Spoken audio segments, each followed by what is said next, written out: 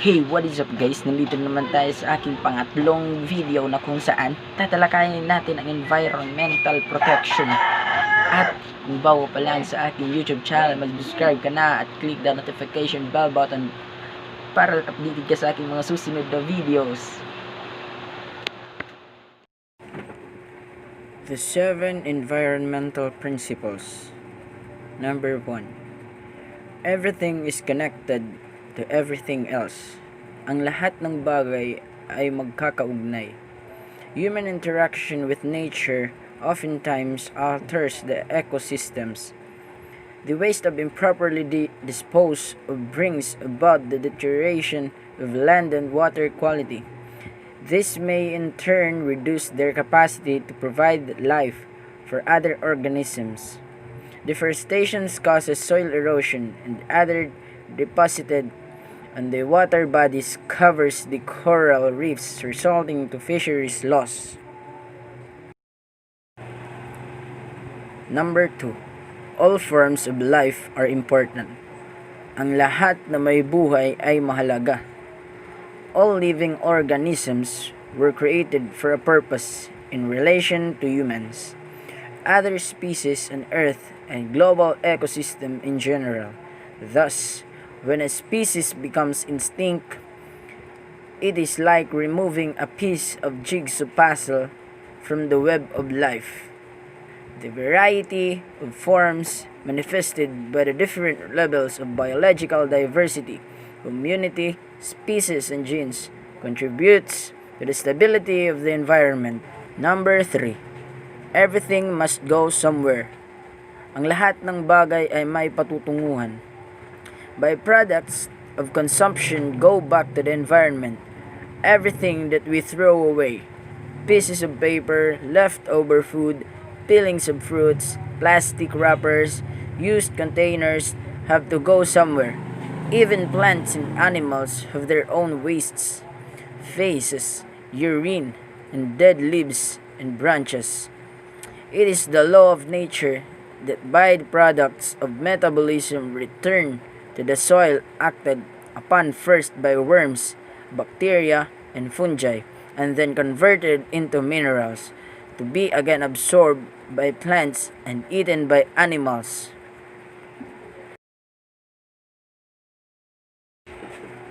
Number 4. Ours is a finite earth. Ang kalikasan ay may hangganan.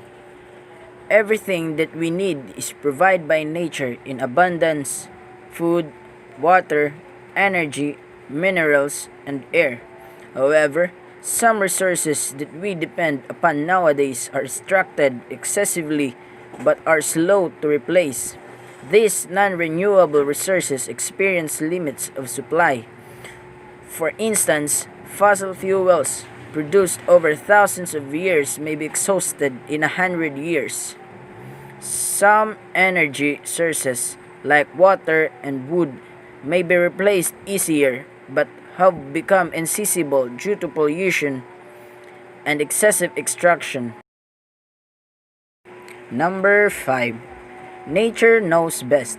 Ang kalikasan ang mas nakakaalam.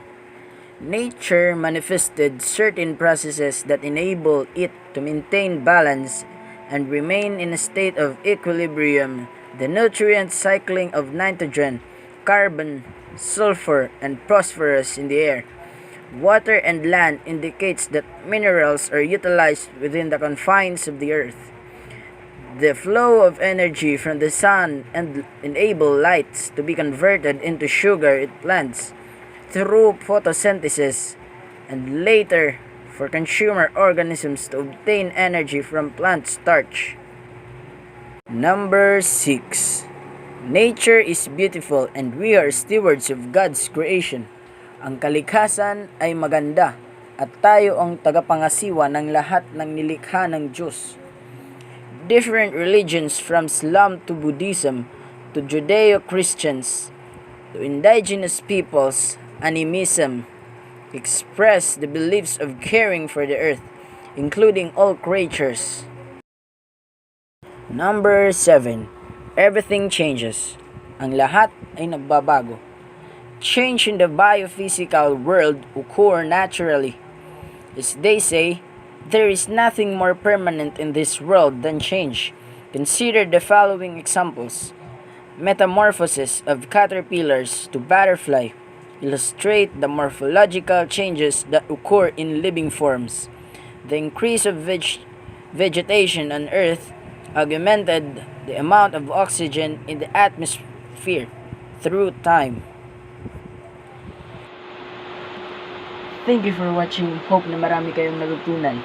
See you in my next vlog. Thank you.